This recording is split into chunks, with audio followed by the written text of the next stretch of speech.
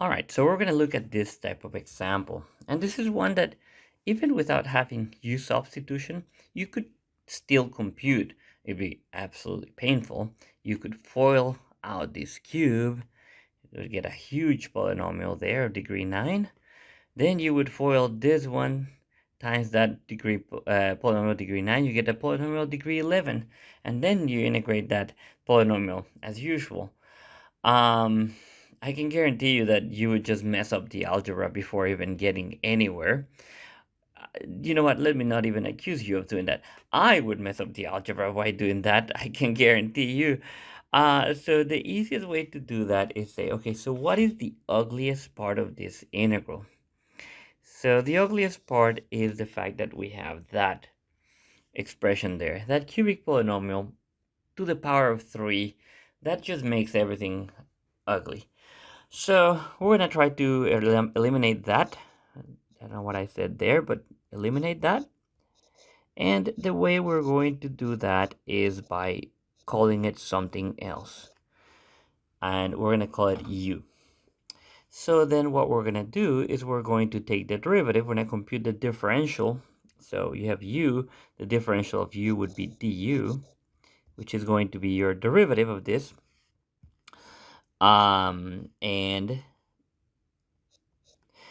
where you would get 3x squared minus 2 times 9, 18x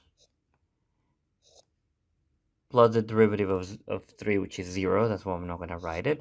All of that times dx. All right. So at the moment, what I have taken care of is just the fact that here, that ugly part is going to be called u. So it's ugly and I call it u. All right, never mind. Let's keep going. So I'm going to substitute that in. So I'm going to leave this term alone because I don't know what to do with it at the moment. And I'm going to notice that this is going to be u cubed. But now I would have a dx here. And I don't really want to integrate with respect to x because I'm putting my new variable u, and I want to integrate with respect to u. So I would like to have this du better than the dx. So what I'm going to do, I'm going to solve this expression for dx so I can plug it in here and end up with a du. So I divide both sides by 3x squared minus 6x, minus 6 or minus 18. That definitely looks like a 6, I suppose. Yeah, sure. And so we write that. So now I can plug in, let me use this color for that dx. I want to plug that in here for that. So what does that look like? That looks like this. Du over 3x squared minus 18x. And somehow, for this method to work, for the most part, there's some exceptions, but usually you would want to cancel this expression here with this one. So you end up with only u's. And what's the use of that? That you only have u's? Well, is it then you can integrate? Yes, that's a dad joke. So now right here, what I'm going to do is I'm going to notice that if I factor out a 3, I get 3 times x squared. Well, if I factor out a 3, I'm going to have an x squared. But then when I factor out a 3 of this one, I'm going to have minus 6x, which is precisely what I have there. So I'm going to go ahead and do that. Because once I do that, I will have one term x squared minus 6x multiplying and one of them dividing, so I can cancel them. Now, you cannot do magic. You cannot say, oh, this 3x will cancel that and do some weird magic. That's not going to work. You want to have the exact term both in the numerator and the denominator for you to be able to cancel. And now notice that the terms are identical. So I can go ahead and cancel. And I have then a 3 that goes in the denominator. Let's give it a 1 in the numerator just to write it as a fraction. I'm going to put it in the front just to get it out of the way. And then I'm going to have a u cubed d. Oh my goodness. There is a du there and somebody wrote a dx. Well, I'm not going to record a new video for that. We'll change it. So you see that we all make mistakes. Yeah, that was the intention, of course. And now we integrate here. We get, remember what we're going to do, and have 1/3 u, and then I have a 3, add 1, and the same thing goes to the denominator plus c. That's the so-called power rule. So now I'm going to have u to the 4th, the power of 4. Then I'm going to have a 4 in the denominator, a 3 in the denominator. The denominators multiply. 3 times 4 is 12. And then I can just go ahead and take back my substitution, because as I always say, nobody cares about you, they care about your x's. So yeah, that's pretty rude.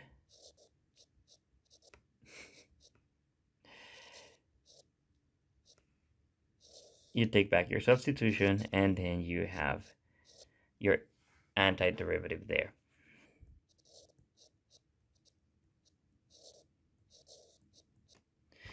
We would notice that we have a bit of a problem there. We don't know how to address that. And usually whatever we don't know how to address, we can call that our u variable. So we pick that to be our variable.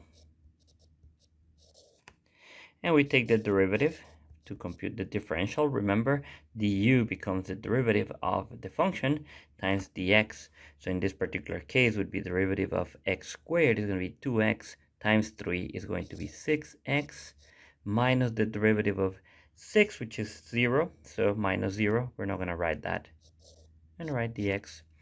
And so what we need here is to figure out, well, there's two ways to solve this problem. The first one would be just by solving for dx here. So dx is going to be equal to, and I divide by 6x on both sides, and I get that this is du over 6x. And when I do that, I go ahead and take my, implement my substitution. So x, I still don't know how to deal with it, so I'm going to leave it alone. Now this 3x squared minus 6, I know that's going to be called u. So I'm going to call that the square root of u, because that right here, you see, is going to be the same as I have right there. So I can substitute that in, and now instead of dx, because now I don't want to integrate with respect to x, I have to change, let's change color here. So I want to change that dx, and I'm going to place that for it. So I'm going to get du over 6x, and then I will notice here that I have, this is by the way my dx, and then I'm going to notice that I can cancel this x here, because one is multiplying, the other one is dividing.